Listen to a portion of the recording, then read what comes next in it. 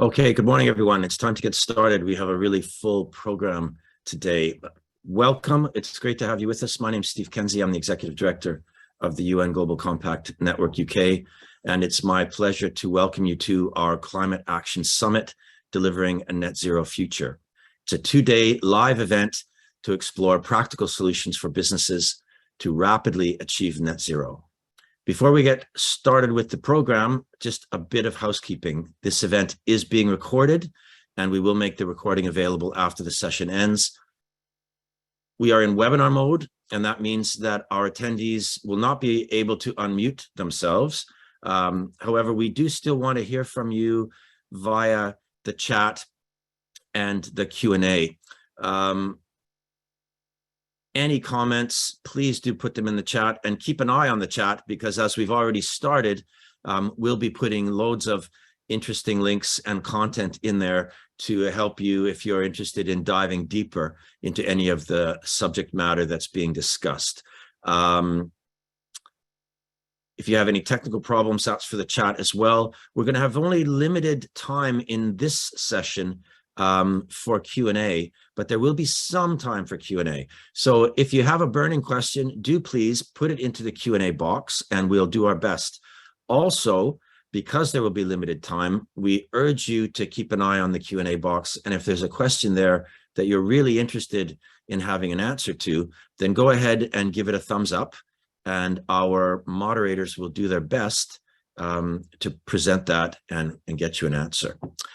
We've activated automatic captions. There should be a button at the bottom of your screen. If you want to take advantage of that, do just go ahead and click it. But bear in mind, they're generated automatically by Zoom, so please forgive any typos or mistakes that you see there.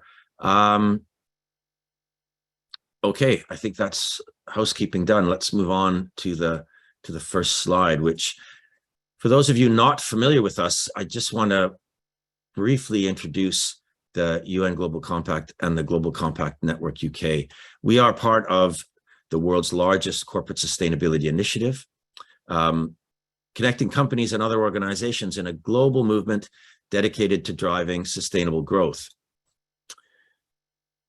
To join us requires a commitment from your CEO to our 10 principles. And these principles are drawn from UN treaties in the areas of human rights, labor, environment, and anti-corruption. They are truly universal. So if your company is global, so are we, and we're there to help you become more sustainable. Our role at the UK network is to support UK-based Global Compact participants to achieve the commitments that their CEO has made in our regard. We organize well over 100 events every year on climate, on business and human rights, on the global goals to support your sustainability ambitions. To join the Global Compact, as I said, it's a CEO commitment. The CEO sends a letter to the UN Secretary General, hand on heart, committing to operationalize the 10 principles throughout your organization, to report annually on the progress you're making towards doing so, and to support the wider UN development agenda. Okay, I think we're ready to go to the next slide then. The summit. Over the next 2 days, we will be hosting 8 interactive sessions to explore how the principles of the circular economy and nature-based solutions can support companies to reach net zero, while simultaneously building business, societal, and environmental resilience, supporting vulnerable peoples, and protecting nature and biodiversity. Our sessions later today, we will take a deeper dive into the principles of a circular economy, how businesses can incorporate these principles into their business model, and what kinds of benefits they can experience by doing this. Tomorrow, our sessions will highlight nature-based solutions and why conserving and enhancing nature is crucial for comprehensive business climate strategies. Finally, the summit will culminate in an exciting debate to deliberate whether nature or green technology will be our most effective means of tackling climate change. Remember, you have to register for all of the events on our website separately. Each session is a separate registration. We know that we have the most registrations for this session now, and we suspect that many of you might think you've registered for the entire series but that is not correct. And so you will see links in the chat to register for some of those upcoming sessions. And of course, you can visit our website and see them all there. Okay, you can see all the slides on the screen. So now let's move on. This session is Holistic Climate Solutions for a Resilient Future. And we're thrilled to be joined by a number of fantastic speakers to open the summit and introduce a variety of solutions for reducing emissions and supporting a just transition to net zero. We're going to start off with Sanda Ojiambo, Assistant Secretary General to the UN and Chief Executive Officer of the United Nations Global Compact. Then we're going to hear from Neliswa Hare, Race to Resilience Business Engagement Lead at the COP27 UNFCCC Climate Champions Team. Next, David Saddington, Head of International Nature Campaign for the COP26 and the Head of Sustainable Supply Chains at the Department for Business, Energy and Industrial Strategy. After those keynotes, then we're going to move over into a fireside chat, and that will be moderated by Dr. Márcia Balisciano, the Chief Sustainability Officer and Global Head of ESG and Corporate Responsibility at RELX, and also the Chair of the UN Global Compact Network UK. She will be joined by Lockie, Climate and Sustainability Services Director for the UKIMEA region at Arup, and John Atkinson, Associate Director, Environmental Protection at AstraZeneca. First, now we're going to get started with hearing from Sanda Ojiambo. And so over to Sanda.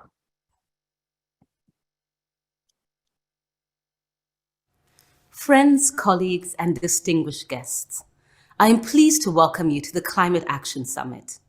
First, I'd like to thank the UN Global Compact Network UK for organizing this important event. Ladies and gentlemen, this summit comes at a critical time. The climate crisis is already straining economies. Droughts, forest fires, and floods are destroying communities and ecosystems around the globe. And climate change presents the single biggest threat to achieving the Sustainable Development Goals. If we are to slow rising global temperatures to our 1.5 degree goal, we must halve greenhouse gas emissions by the end of this decade and reach net zero by 2050. But current national commitments fall far short of these goals. Time is truly running out to avert a global climate catastrophe. But the good news is that so many solutions to the climate crisis can be found within the private sector. And increasingly, the public is looking to the business community for trustworthy leadership on climate action. This is reflected in the UN Secretary General's 5-point energy plan, which seeks to increase public-private partnerships and triple investments in renewables to at least $4 trillion annually. To reach net zero, ending our global addiction to fossil fuels through a renewable energy revolution must be the first priority for both governments and the private sector. The UN Global Compact calls on all companies to set near-term science-based targets aligned with the 1.5 degree pathway and long-term science-based targets aligned with the new net zero standard. I'm happy to report that companies with approved targets through the Science Based Targets Initiative, for which the UN Global Compact is a founding partner, are typically reducing emissions twice as fast as required. But friends, there's still so much more work to be done. Businesses must invest more heavily in innovation that ensures a circular economy. By designing for sustainability and developing business models that encourage resale, repair, remanufacturing, and long-term use, we can maximize our resources and reduce emissions. The private sector must also invest in nature-based solutions like regenerative agriculture and forest conservation and regrowth. These investments not only help reduce CO2 levels, but they also empower vulnerable communities to participate in these solutions to their own benefit. In the rush to reach net zero and to implement a renewable energy revolution, we must make sure that the transition is just and equitable. The 10 principles of the UN Global Compact provide a roadmap for sustainable business practices towards a just and equitable energy transition. These principles on human rights, labor, the environment, and anti-corruption support business competitiveness while furthering the Sustainable Development Goals. To provide businesses further support, our Think Lab on Just Transition recently launched a new guidance for companies on navigating the path to net zero. The publication outlines 7 concrete actions for engaging in effective social dialogue, creating decent green jobs, and ensuring that no one is left behind. With the right knowledge and tools, companies can experience growth while contributing to a more sustainable and inclusive future. Friends, the challenges before us may be daunting, but I'm encouraged by the increasing engagement of the business community. We know what needs to be done to reach net zero, and from a global perspective, there is no shortage of capital resources. But to succeed, we must all commit to a long-term investment in humanity. Thank you for participating in this important discussion, and I look forward to future collaboration. Thank you very much, Sanda. And now we're going to move right along, and I'm delighted to introduce Neliswa. Thank you. Thank you, Stephen. Good morning, evening, afternoon, everybody. It is such a pleasure to come and talk to you all today. So my name is Neliswa, Hare, and I'm here to talk to you about what we are seeing happening in terms of solutions. Now, much more is needed for us to have a just and equitable transition, as we have heard. But being from South Africa, I'm always quite hopeful that one day things will be okay. But for that to happen, we need to ensure that we put in the work and we collaborate and work together. So we've just gotten the message of the current state of the climate crisis, and that the private sectors have a pivotal role to play. But to some extent, the future could be looking bleak, right? But we know that businesses can be an engine for sustainable development and also play an important role in enabling building resilience, and businesses can control their own direct risks in their own organizations, influence suppliers, and enable customers. And they can also support the broader stakeholders across communities and ecosystems in which they operate. So the question that we ask now is, how do we then adapt to such radical change? And how do we thrive in such a way that shows, or that slows down rather, the change? Dr. Mahmoud, who is our climate champion at the UNFCCC Climate Champions team, talks about a holistic approach when addressing climate change. He says, first, this means not using a reductionist approach to climate change, which would minimize action to merely mitigation, and mitigation to simply mean decarbonization. While those are important contributors, we must not forget finance, we must not forget adaptation, loss and damage, besides mitigation. And I guess, moreover, for developing economies perspective, a holistic approach would mean addressing all these 4 aspects of climate change within a more comprehensive agenda for sustainable development. It is not realistic to have climate change without considering the full context of sustainable development agenda of poverty, hunger, employment, and women empowerment. So climate resilience and mitigation, as you can hear, are things that go hand in hand. One must build and support the other to tackle risks and impacts of climate change across urban, rural, coastal territories, and across sectors such as agriculture, food systems, water, natural systems, etc. But building resilience is more than just damage limitation, right? It's building climate resilience, which means improving the capacity of people, communities, systems that we rely on, and in preparing for, recovering from, and successfully adapting to future adverse impacts from both climate extreme events and long-term climate change. So nature and biodiversity, as we have heard, can be a buffer from these impacts of climate change, but only if we act to protect, conserve, and regenerate nature-based solutions. They also have a potential to provide around 1/3 of the solutions to climate change by 2030. nature-based solutions are the most powerful ways for countries to enhance their national climate commitments. Now, one of my favorite examples, and I think a good example, is the work that is done by Mayor Yvonne Akesea from Freetown. Freetown launched a comprehensive action plan called Transform Freetown in January 2019. And a major pillar of this initiative is the Freetown, the Tree Town campaign, which aims to plant and grow 1 million trees by the end of 2022. Freetown, the Tree Town, encourages residents to take part in tree planting and maintain efforts, and simultaneously aims to raise awareness about the role of reforestation for disaster risk reduction and mitigation future climate. So for me, this is a very not easy, but really quite simple example of a nature-based solution. Nature-based solutions are a win-win systematic transformation to nature-friendly economy that could create over 395 million jobs and potentially deliver 10 trillion US dollars of economic value by 2030. So why wouldn't we try them? When we think about examples of coastal habitats such as coral reefs, seagrass meadows, and mangrove forests, to protect coastal lines and slow the intrusion of salts that can damage crops and livestock.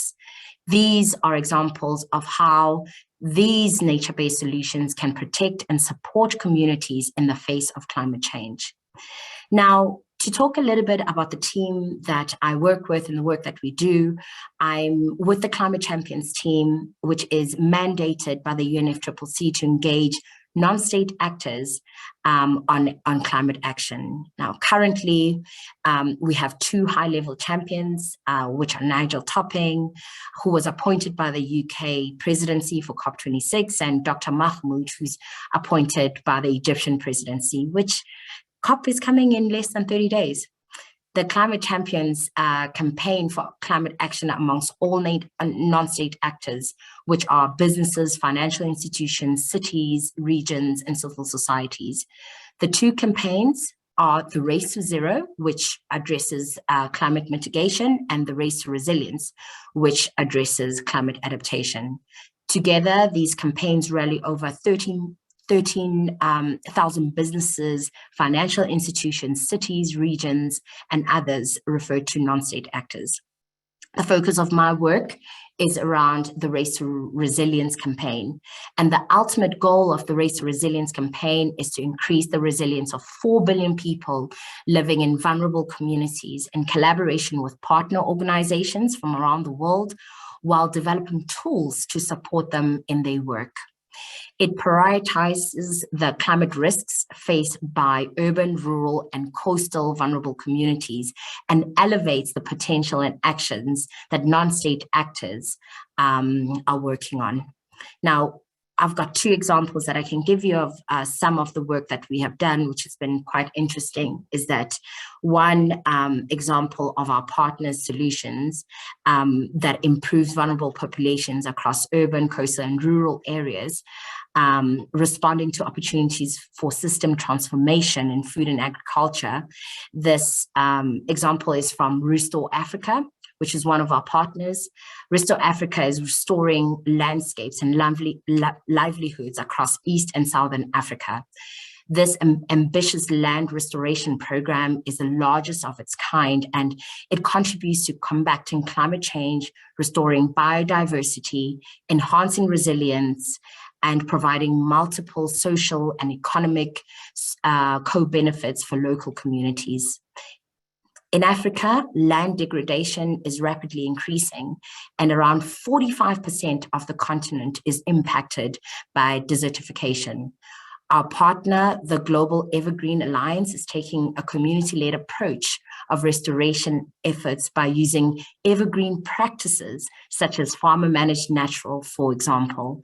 Farmer-managed natural regeneration is harnessing the power of nature-based solutions and putting smallholder farmers, the families, at the heart of land restorations. The program spans 6 countries across Ethiopia, Uganda, Kenya, Tanzania, Malawi, and Zambia, and restoring 1.9 million hectares of degraded land and improving the livelihoods of 1.5 million smallholder farm families. So that's a really nice example of what some of the race resilience partners are doing. Another example that I have, and this is also based on nature-based solutions, is one of mangroves. And as we may know, mangroves are key ecosystems for climate mitigation and adaptation. They serve as major sinks for greenhouse gases, for gas emissions, hotspots for biodiversity, filtering water pollutants, and can also protect sea level rising and flooding. Mangroves are also important sources of livelihoods and income derived from activities such as fishing or timber or charcoal production. An ambitious project led by one of our other partners called the Global Mangrove Alliance and Conservation International in partnership with Coastal and Marine Protected Area Network in Liberia seeks to solve the issue by establishing 35% of Liberia's mangroves as a protected area, increasing the country's coastal resilience while also benefiting local communities. The project is centered on using the power of land use participatory planning to halt mangrove degradation and strengthen conservation community engagement and the sustainable use of the ecosystem. During its first year of implementation, the project has built capacity and has raised awareness of local government and communities from Northern Liberia with tangible outcomes such as 20% of prioritized mangroves being delimited and now having a managed plan, and a 15% reduction in deforestation of prioritized mangroves and their buffer zone. So these are great examples of how our partners are working with mangroves and nature-based solutions. Now, perhaps some of you are quite keen as to know how do people join the Race Resilience campaign? And I think we've already put something online on how we can join the Race Resilience campaign. The campaign has also worked on resilience breakthroughs, which after this I will put on the chat in terms of how organizations can be part of solutions with the breakthroughs. And we also have a report in terms of the work that we've been able to do, which gives other examples of solutions that we've been able to create. So thank you very much for your time, and I hope that was useful, and happy to take any questions going forward. So back to Steve. Thank you very much, Neliswa. And as Neliswa said, there are links in the chat to some of the fantastic work. Oops. My video giving me trouble. There we go. There are links in the chat to the fantastic work that the Climate Champions team are doing, the Race to Resilience as well as the Race to Net Zero. Do please check those out further.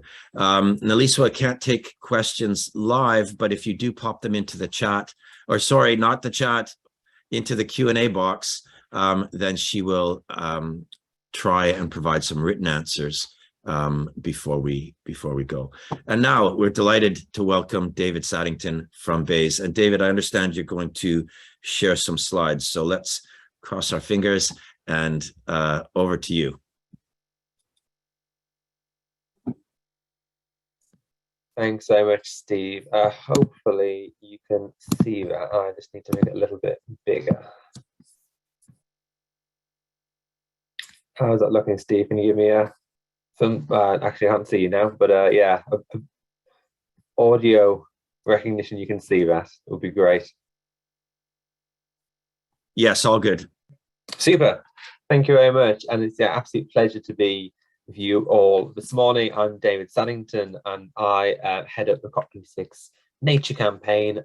Very excitingly, I now also lead the team on sustainable supply chains within the newly formed International Forest Unit, which I will talk about in a little while. But before I get into that, I just want to take a moment and just sort of look back to last November and of course, many of you on involved in that campaign to get us to Glasgow and that really historic milestone within the COP process to keep 1.5 degrees alive. So I would just like to start of all by saying thank you so much for your work in the lead up to that fantastic conference in Glasgow itself, and of course all of the work which is now going on to deliver on those commitments. I've been involved in many COPs before, and I have to say, sort of, the CEO summit visibility was absolutely fantastic, and there's a few sort of stats there on the page which you'll be able to to read through yourself. I'm not going to read them all, but UK business are really globally leading in this space, so we're really sort of proud to have helped you showcase that ambition which you're bringing to the fight against climate change here. And it's been absolutely fantastic to see so many FTSE companies sign up, both CEOs which are leading the transitions in so many sectors, but also brilliant SMA leaders and innovators all coming from the UK as well. So it's been a fantastic demonstration of UK business stepping up all the way into Glasgow and throughout this year as well. But of course, in that past year, since we still have the COP presidency campaign, we're about to hand over to Egypt in a few weeks' time. But of course, the world really has changed. A few things, of course, the war in Ukraine, which has really spotlighted that acute need to wean ourselves off foreign fossil fuel import, and also to secure our food supply chains as well. Energy efficiency is, of course, right at the front and center, because as well as the war in Ukraine, we see soaring inflation, rising debt, and the cost of living crisis as well. And very sadly, of course, we also see, with each passing year, the increasing exposure to the impact of climate change. You don't have to look very far in the world now to see the impact of climate change very visibly, whether it be in the Americas, in Pakistan, in Japan. Even the last few weeks alone, let alone year, we've seen all of these impacts. So this is a reminder how we must absolutely redouble our efforts, because in all of these arenas we know that net zero provides economic opportunities and helps us really mitigate that further loss and damage.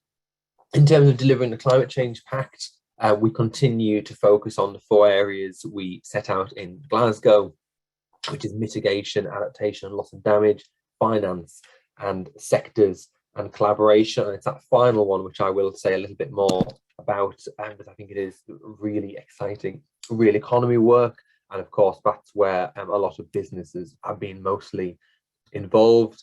We do continue to deliver on the breakthrough agenda, which is that work to make clean energy technologies affordable and accessible, but all by 2030. And that breakthrough agenda is focused on the 5 initial Glasgow breakthroughs of power, road transport, the ZEVs work there, steel, hydrogen, and agriculture. And a few weeks ago, there was a meeting in Pittsburgh to really push forward that agenda and keep that momentum going. Pulling out the ZEVs campaign specifically, this is a campaign which has really gained traction here in the UK, but with many partner governments and manufacturers around the world, that commitment for 100% of new car sales to be zero emission vehicles by 2024 globally and 2035 in leading markets. And then the third one, which is where myself and my team do a lot of work in terms of delivering the ambition from the Glasgow Leaders Declaration on Forests, which had 145 world leaders sign up to that, covering 90% of global forest cover, and they pledged to halt and reverse deforestation and land degradation by the end of this decade. And to take forward that work in the UK and to show our continued commitment, we have now set up the International Forest Unit, which is a collaborative team between the Foreign Office, the FCDO, and BEIS, where we have our climate change work. And this joint team is tasked with delivering on the UK's ambition in that space to make sure that we do have that commitment when the presidency ends to deliver the 1.5 billion. We have pledged to support nature and taking forward some of that brilliant work on supply chains, making sure our supply chains are sustainable and resilient through the fact dialogue, through the supporting businesses on the traders commitment, which is very exciting, and making sure holistically we are taking those steps to halt and reverse deforestation by the end of the decade. And the fourth one there, the energy transition campaign, continuing that fantastic work which has been ongoing for many years, but we know the job is not yet done in terms of the coal phase down and making sure we are ending fossil fuel finance through a just energy transition partnership. Looking ahead a little bit to COP27, which is of course very exciting and starting in just over, well, it's less actually now, isn't it, than a month's time in Sharm el Sheikh. And we will be having a UK pavilion, which follows the theme days of the Egyptian presidency. And this has just been confirmed the other day that the schedule in the UK pavilion will start on Monday the 7th during the World Leaders Summit, and we will continue to have events in the UK pavilion throughout the COP fortnight. We are excited to be launching the Forest and Climate Leaders Partnership in collaboration with Egypt during the World Leaders Summit, so that certainly is one to look out for in terms of deforestation. And that very much is to make sure our work on tackling deforestation from global supply chains continues to gain in momentum when we hand over the COP presidency. And we are also working very closely with the host of COP28, the United Arab Emirates, already to make sure that a lot of the fantastic work we have curated and showcased for COP26 continues to build in momentum through the next few COP presidents. In terms of what businesses can do, no surprise, I'm sure, for many. It was fantastic to see the spotlight on the races earlier in this session, but the Race to Zero and the Race to Resilience are two fantastic initiatives there to really drive forward progress, and we've seen the commitment really drive that change, not only sort of crowding in other businesses to that, but of course those races have huge amount of influence over governments as well, in terms of making sure that they're taking these things seriously, and GFANs as well, which is increasingly going into the deforestation space as well, which is brilliant. On the nature agenda, the things I would particularly pull out here is now that we have a lot of new guidance around flag from SBTI and the GHG protocol. It's absolutely essential to make sure that scope 3 emissions are covered in your work on net zero and supply chains. We know there is increasing guidance here in terms of UK government work. Many of you will already be aware, but we are introducing due diligence legislation to make sure that it is illegal to bring unsustainably, illegally produced commodities into the UK. And in terms of the amplification work, it'd be fantastic to get your support for the continued work we are doing on nature and deforestation, which we are packaging into the FCLP, the Forest and Climate Leaders Partnership. And this will be something which is not a UK focused thing. This will be a global initiative which has partners from forest countries as well as consumer countries, where a lot of those supply chains end. So yeah, do stay tuned in COP27 during the World Leaders Summit for a lot more information on what the Forest and Climate Leaders Partnership has in store for taking forward that brilliant work on nature. And then more specifically, if you are interested in taking action in your supply chains, please do sign up to the FACT newsletter, the Forest Agricultural Commodity Trade Dialogue. This is the ongoing dialogue the UK and Indonesia has between 30 of the major importers and exporters of tropical risk commodities like palm oil, like soy, like cattle, where I know many of you are working, and we are increasingly looking for links with the private sector, with civil society, to bring those voices into that government to government dialogue.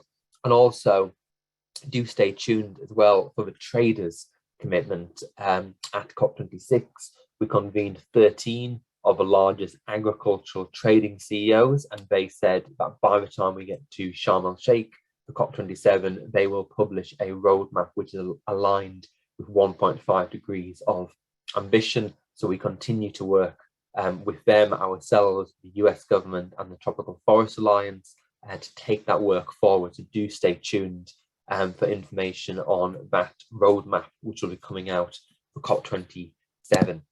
That is all, Steve, from me. But yeah, I'm always happy to answer any Q&A in the Q&A function, and I will post my email address in the chat as well, including a little bit of information on sort of how to stay tuned on some of our COP27 activity. But yeah, thank you once again for inviting me to today's session, and yeah, thank you all once again for your continued leadership in this space. Yeah, it's been a delight to host the COP26 presidency, and yeah, very, very proud of the ambition which we've been able to showcase and really sort of make sure we are accelerating that global transition, which now rather feels inevitable in many sectors. But of course, we really do know the urgency we're all facing. Thank you. Thank you very much, David, for joining us today. It's most appreciated. I'm sorry, I had some background noise, just as you said. Do you have a minute to take a couple of questions, or? Yes, absolutely. Yeah, I was going to say post them in the chat, but if you want to ask any hours, happy to. Well, respond. There's a couple here that we're sort of getting blurred between yourself and Neliswa, but let me just go down to the. Well, that's a bit political, I'm afraid. Well, maybe we're gonna go for it, David. Molly asks, how do you marry up and continue to deliver your well-intentioned work while there are, obviously in the government at the moment, perhaps there's a perception of it being less committed to this agenda, and particularly some of the announcements with regard to fossil fuels and fracking, that it's hard to align with a nature positive approach. I'm sorry to give you a challenging one, but that's what we got. And I'm sure that's not a question that you haven't received before. So if you. No, absolutely. And I mean, I have, worked in government a while as well. And you do sort of see these, ebbs and flow in terms of ambition. But I would, maybe just sort of a bit of a cheat in a way, but, it's very much sort of, I mean, this is where the private sector, continues in its own. I mean, I was at a roundtable last week on sustainable palm and soy, and actually one of the audience members who supplies many of the UK's coffee imports was saying actually around sort of, consistency is the most important. We have already started on this transition for businesses, and the most important thing is actually making sure there is that continued commitment to deliver. And I think that's where sort of, that stability, that consistency, which the business environment, really gets, I think is, more important than ever. We do know that sort of, the politics in this space sadly are still quite sort of, up and down, let's say, in that regard. But, in terms of a government position, we still have a lot of the supportive ministers who led us through the COP26 presidency. COP president is still in place until COP27, where we hand over that work. So I don't have any sort of concern around our international leadership in this space, and many of you will be aware that Chris Skidmore is leading a net zero review in terms of what happens domestically. But I think certainly, many on us on this call, and it is shared with many ministers in the government, that we do know that net zero is a sensible choice. It is a cost-effective choice. I mean, even on sort of, the supply chain issue, which I deal with now, it is very, very clear that unless we take urgent action against climate change, we do know that the supply chain resilience of many of those commodities coming into the UK will be severely affected. So this isn't something which is just about tackling deforestation. It's also around sort of ensuring our continued supply of commodities coming into the UK. So I am encouraged still by where we are in the world, because ultimately it comes down to the sustainable decision is the sensible decision in many of this. And I think as as the environmental NGOs have been sort of making clear in the last few days. It is very, very clear where a lot of UK business, UK leaders in civil society are at in terms of their acknowledgement around sort of nature's role in that transition. Thank you very much, David.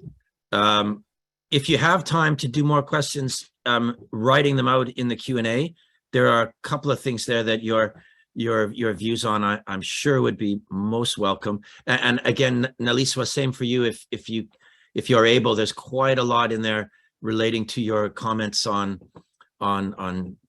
tree planting and reforestation. If you can take some of those on in writing, that would be fabulous. We need to move on to the fireside chat if we're going to stay on schedule. So I invite Márcia and John and Sean to turn on your cameras, and I'm going to turn mine off and leave it to Márcia to get this conversation going. Thank you very much. Thank you, Steve. I'm very excited about this introduction to 2 days of really important sessions. And I think if I had to sum up what Sanda, Neliswa, and David had to say, is that yes, there are significant challenges that we face, but there is an important role for business to play, and it relates to cooperation and collaboration, to the commitment that we show as businesses in the UK and beyond, and also investing in innovation. So without further ado, I'd like to begin this chat, and I'm going to tell you 2 things that you might not know about Sean and John. So Sean is got a very deep commitment to Habitat for Humanity. I think that's right. Sean, for over 20 years, you've been working with the organization, so thank you for that, and well done. And John, I think I saw in your biography that you spent time living and working in Colombia, and I'm sure that was an interesting experience. So welcome to you both. Thank you. So I want to ask you both the same question to get started. So both of your companies, as does RELX, the company that I represent, focused on 4 areas on science and risk, events, and promoting the rule of law. We've got science-based targets, and we're committed to achieving net zero. But you both have thought deeply about circular economy and nature-based solutions, which are the theme of these 2 days ahead. So what does that mean to your companies? What role are they going to be playing? And what does it mean to you both individually? Should I start? Sure. Thanks, Márcia. I think what both of these sort of campaign headline missions, if you like, have is they're sort of really quite understandable. Nature is very present. You can touch it, feel it, be a part of it, much more so than, say, climate change. In the sense of CO2 building up. I mean, you can sense obviously the effect of a heat island, or a storm event, or temperature rise over a period. But what we're finding is that communities, people, stakeholders tend to relate much more to the nature aspect. And I think what we're seeing is more sort of mission-based language. If we're going to bring the communities, the people that live there, the billions of people that actually occupy the planet on this journey, the messages need to be really simple, and they need to be understood. And that's why we're sort of seeing much more of the sort of moonshot type language being used, particularly in places like the European Union and a lot of their innovation that's occurring in that space. And I think, us as an organization, yes, we have put in place science-based targets, and it was really challenging, for example, to shift our aviation impact because we're essentially, a group in the sort of consulting space, and we had a lot of, face-to-face meetings, etc., and we flew a lot around the world. But COVID gave us an opportunity to really sort of rethink that process. And actually, now that COVID restrictions have shifted, there's been a culture change in the organization, and a culture change also within our client base. And actually, look at how this event is being delivered in an online way. So it's kind of using, making the most of a crisis. And I think COVID has given us, obviously, some very difficult things to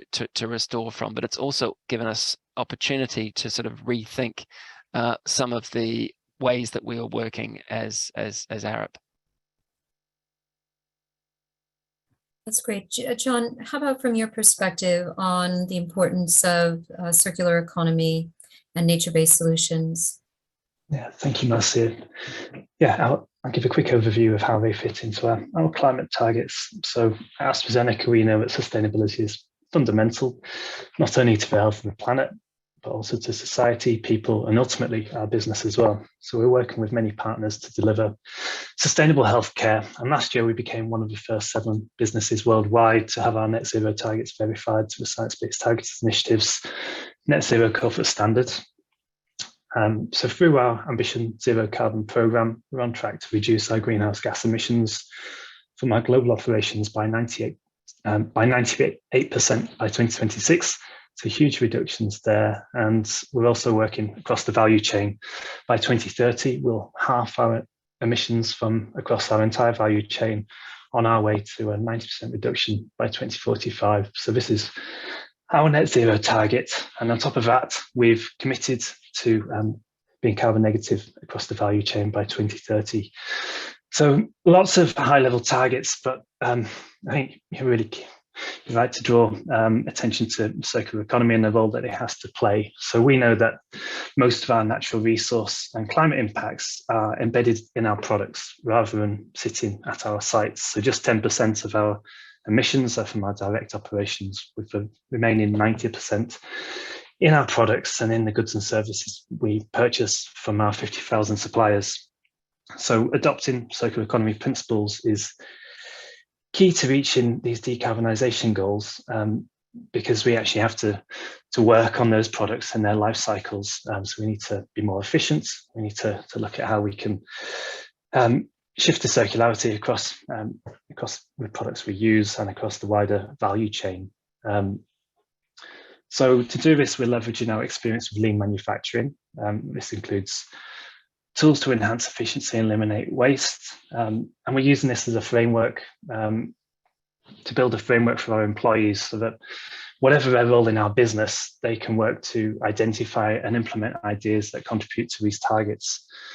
So we're aiming to decouple energy, water, and waste generation from business growth. And we've done this through a resource efficiency fund, which has invested $130 million since 2016.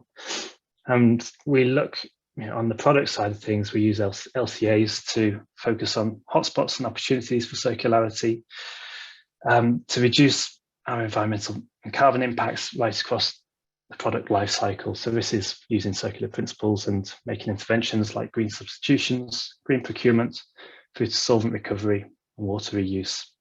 But we have, we're in a really complex sector. The healthcare system is complex, and we have very high quality regulations.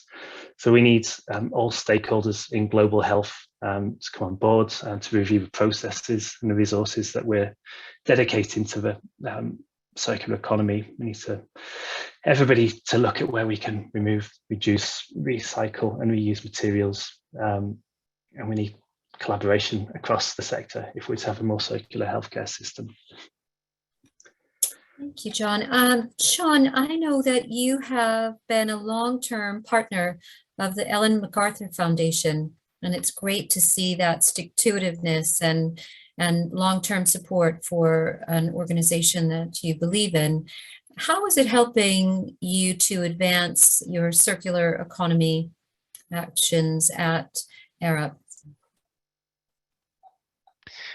Yeah, it is a relationship that does go back probably 7 or 8 years, and I think and to unpack that, there's a little bit of description required as to how Arup is structured and its governance, because Arup is owned and trusted by its staff.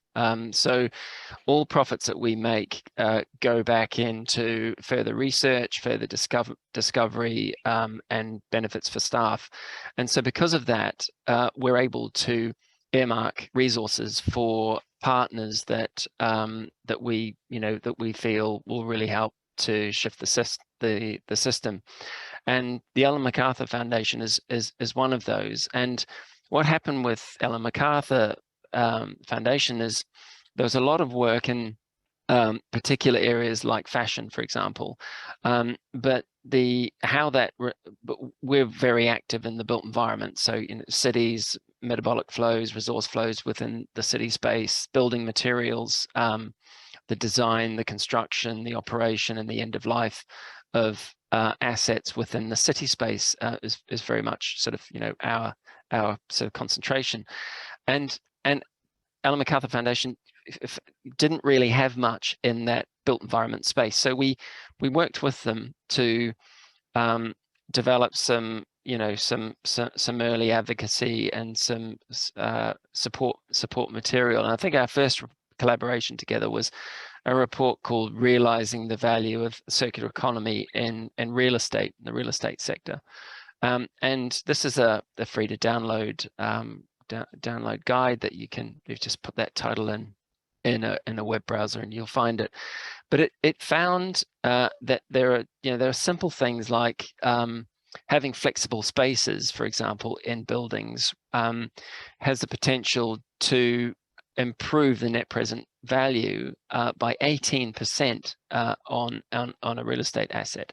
Having assets that are adaptable, that allow them to sort of change over a period of time. The internal rate of return, was improved by around 3 to 4% just by sort of looking at that particular aspect. What could happen also in the relocatable aspect of buildings, where you actually have, in many cases, particularly with things like, sporting events and that sort of thing, now you have a lot of temporary venues that perform a function for a year or so, and then they get repurposed into other things as well. And again, really strong internal rate of return in those areas as well. So we took a very financial lens to that work, because it wasn't necessarily the technical solutions that were going to sort of move things, but that the technical needed to also be tied into a new business model or a new way of looking at that financially. And we found things like, in Europe, for example, office space typically is 40% underoccupied. Buildings in the UK, 50% of buildings are demolished in the UK with an age of between 11 and 30 years, which is much less than the design expected life of that particular building asset. Often the expectation is that they'll be standing for at least 50 years, in some cases 100. And we had situations also where developers were sitting on vacant lots, so 600,000 vacant lots with planning permission in the UK. Not actually realizing value, and in some cases, in greenfield where they should be brownfield.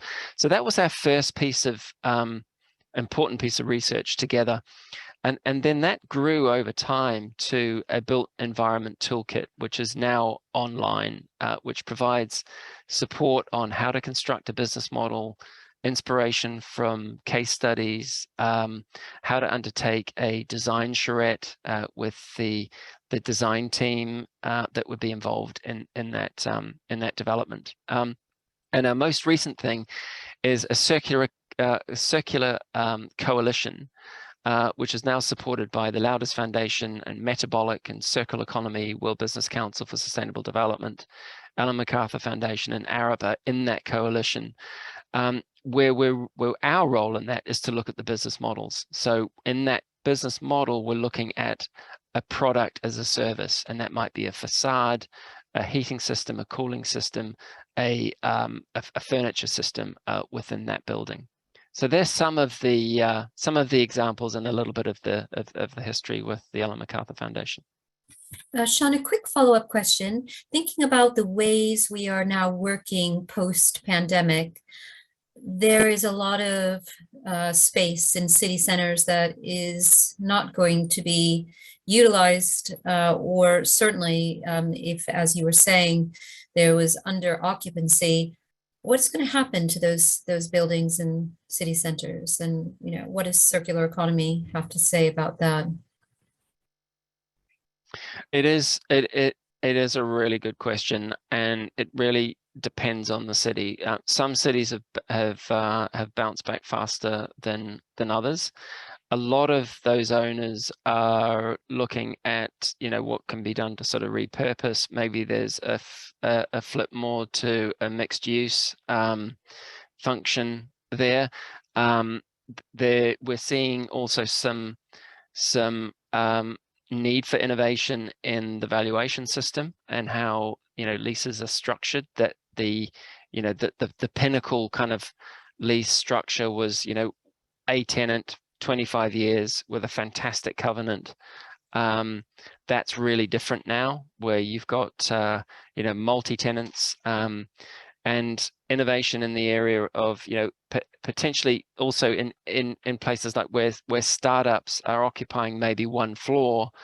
The owner of those buildings are looking to ways of supporting that startup from being a one-person organization through to a 5, 10, 20, and providing them with a flexible journey through that process. I think there's going to be there'll be policy in this space as well, but it's a very difficult answer to give globally because of the nuance that's in specific geographical areas. Thank you. And John, AstraZeneca has a massive push on planting trees. I think your goal is 50 million trees. So talk to us about circular economy and nature-based solutions relative to that audacious goal. Thanks, Márcia. So firstly, we're not just planting trees. Our aim here is to grow forests that be valued by local communities so they're protected and they thrive over the coming decades.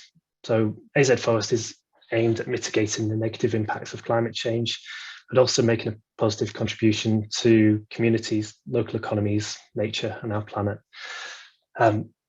As you said, our goal is for 50 million trees by the end of 2025, and we started this work in 2020 by working with expert delivery partners across Australia, Indonesia, Ghana, the US, and the UK. We've to date planted 6.5 million trees, so those projects are now all scaling up, which is really exciting. But we have to work hard to ensure these projects deliver both positive environmental and social outcomes. So there's lots of things that we need to consider here. I'll touch on just 3 very quickly. So we look at the context, the communities, and the drivers of forest degradation. So firstly, the context. What are the project's aims and objectives? Are the co-benefits and the values the project expects to bring appropriate for a local area? So that's the old forester's adage of getting the right tree in the right place. So that means we acknowledge that projects, if done wrong, could have negative impacts. So we ensure high conservation value areas are protected or enhanced, consider impacts on water resources, look at those future climate projections, and is what we're planting going to be resilient in the longer term. Onto community buy-in, it's key that these projects work to increase value for communities, because if they're not valued, the task of creating the forests that will thrive in the decades to come will be much more difficult if local people aren't bought in and aren't caring for it. And onto the drivers that led to the initial degradation of the local area. If these aren't addressed, then these projects won't have a chance to survive in the long term. So to do this, we've looked at biocircular economy principles. In 2021, we were founding members of the Biocircular Economy Alliance, and we co-authored a paper with that organisation, which puts forward a framework for transforming how we manage our land, our food, health and industrial systems to work in harmony with society and the natural environment. And it looks at creating holistic landscapes, ensuring ecological resilience, empowering local communities and stakeholders, and focusing on sustainable business models and value webs. And lastly, innovating by integrating traditional local knowledge and new technology. So these concepts all lie at the heart of our AZ Forest programme. So I can give you just quickly one example of to bring this to life a little. We have a project in Ghana in the Atatubu region, which is one of the Circular Bioeconomy Alliance's living labs. We plan to plant 4.5 million trees in this area by 2025. And there are 3 elements of this project. So there's natural forest, there's agroforestry and sustainable woodlots. And each of these 3 parts is absolutely fundamental to the sustainability of the project. So the natural forest provides habitat restoration, increases carbon stocks and protects water resources. The agroforestry provides value for communities, increases climate resilience and will generate a more sustainable and diverse food system. And the woodlots will help to tackle those drivers of deforestation to ensure the project's sustainable in the decades to come, as people have access to charcoal for energy and raw materials for wood as a raw material. So creating projects like this, which take a mosaic landscape and have really strong community buy-in, are more challenging to set up than a more homogeneous large-scale plantation.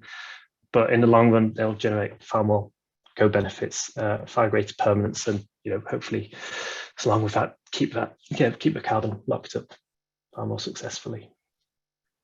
John, a quick follow-up question that came in while you were speaking.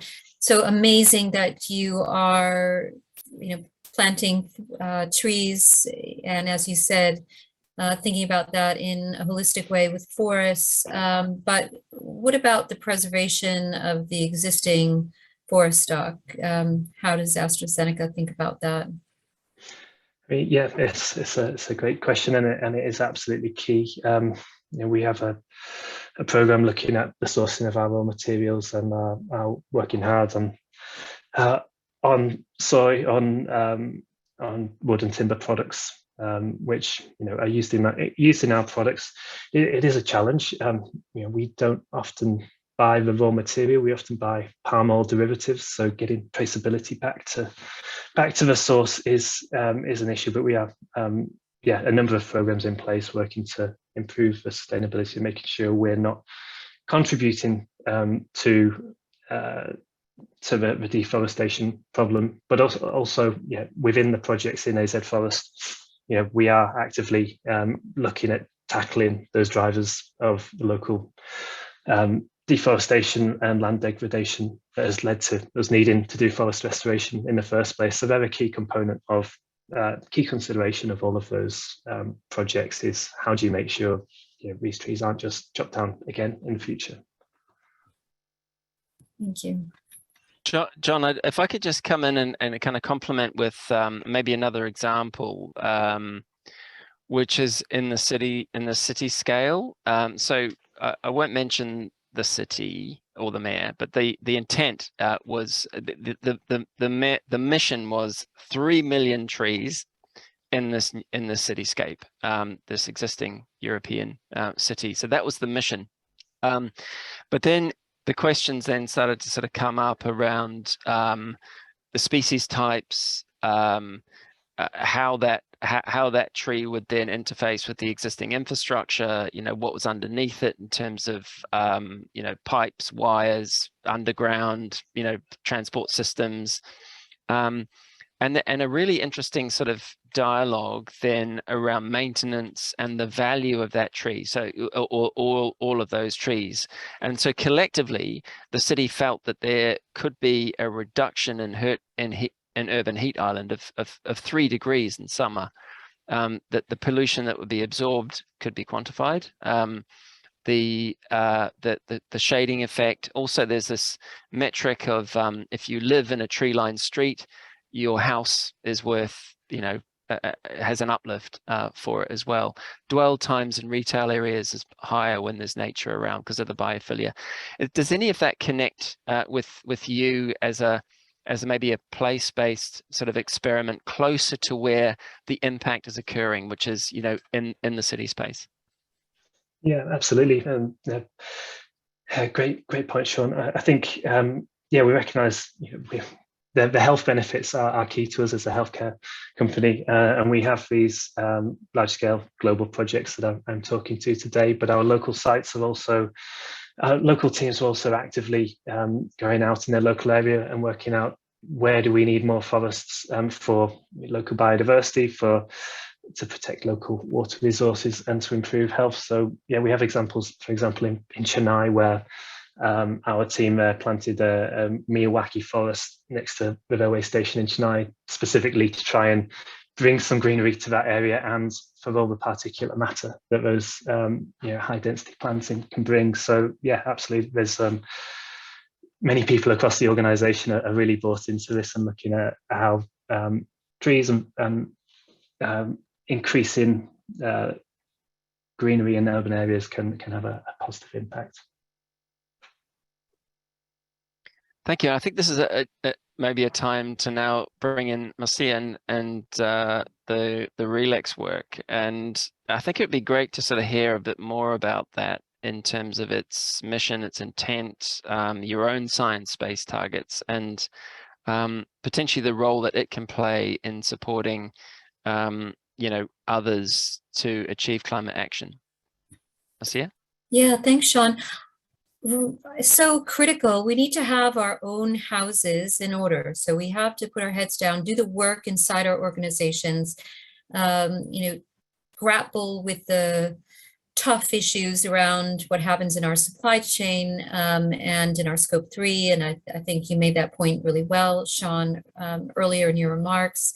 But then we also need to link this up with the Sustainable Development Goals and think through what are we uniquely qualified to do. And I think both you and John have given really good examples, but within my business, it's really around being a knowledge provider to our customers, using our data and analytics to make a difference.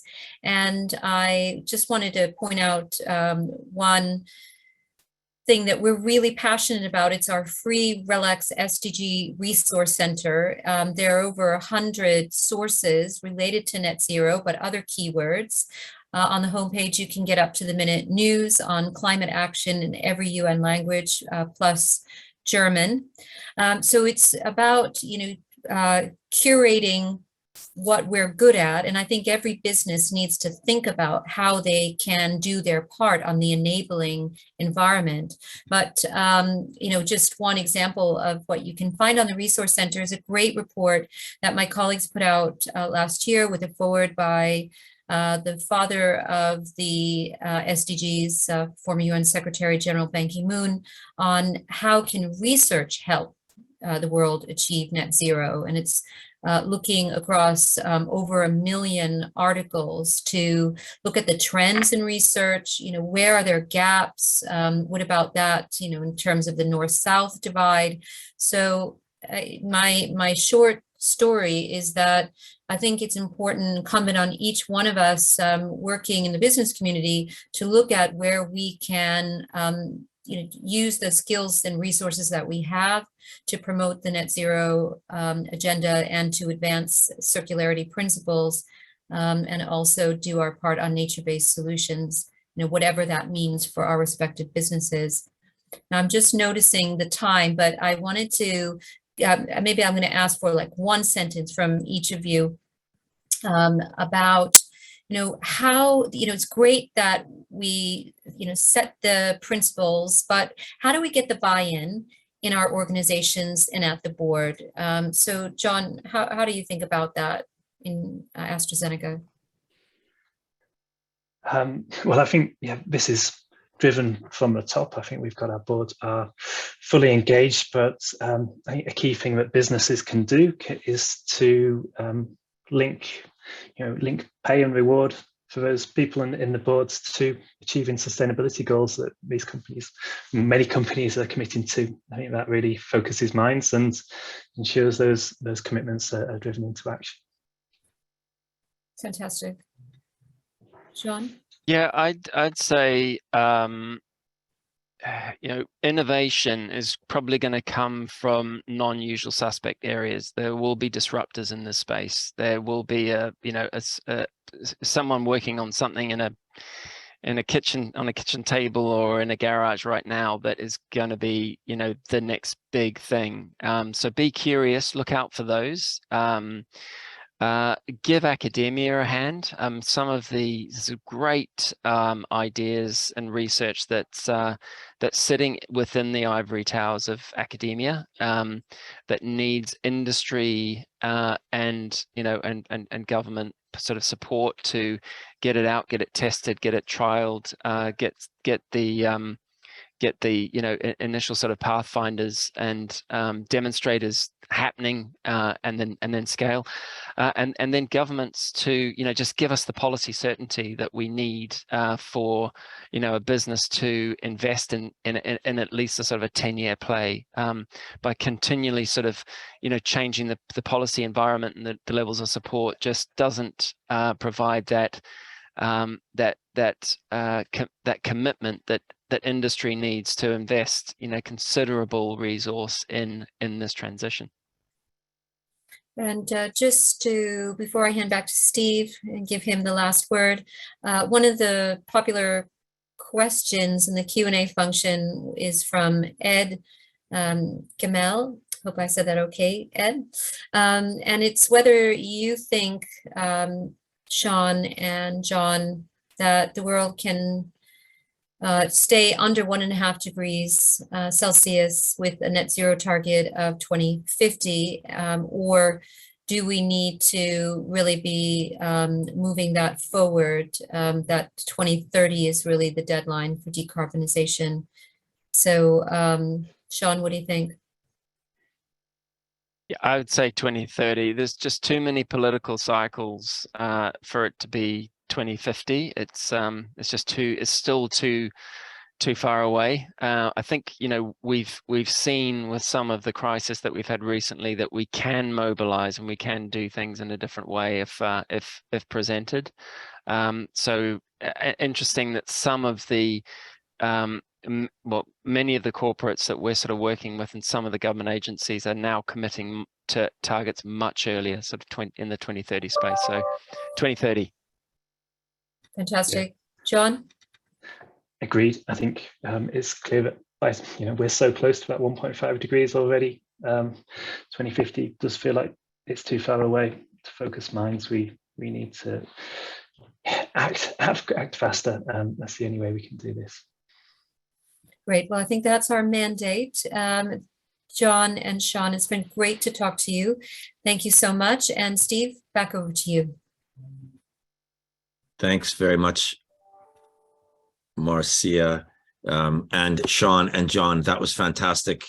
Really great to hear from you. And thanks so much for sharing the fantastic work that you've been doing. Thanks also to David and Neliswa and Sanda for their contributions earlier on. Thank you all very much, our audience, for being so engaged in the chat and in the Q&A. I want to reassure you that in all of the rest of the sessions of the summit, we are going to have quite extensive time allowed for Q&A. We'll be returning to many of these topics, particularly tomorrow, where the whole day is going to be focusing on nature-based solutions. So a lot of the questions that have been posed about reforestation and nature, we will be coming back to them. But today, our focus is on circular economy, and the next session is coming up quite soon now at 11:15. So you'll have time to refresh your coffee. And I hope very much that we'll see you back again. If you haven't already registered for that next session, there's a link has just gone into the chat. The session is preparing for a circular economy and measuring business impact. Absolutely critical first steps. And we're going to hear from 3 fantastic organizations that are leading the way on circular economy. Circle Economy, DS Smith, and KPMG Netherlands. The session will explore various metrics, tools, and methodologies available to support companies to understand their circularity performance now, and then the areas where they can improve to minimize waste, keep products in use longer, and subsequently reduce emissions and pollution.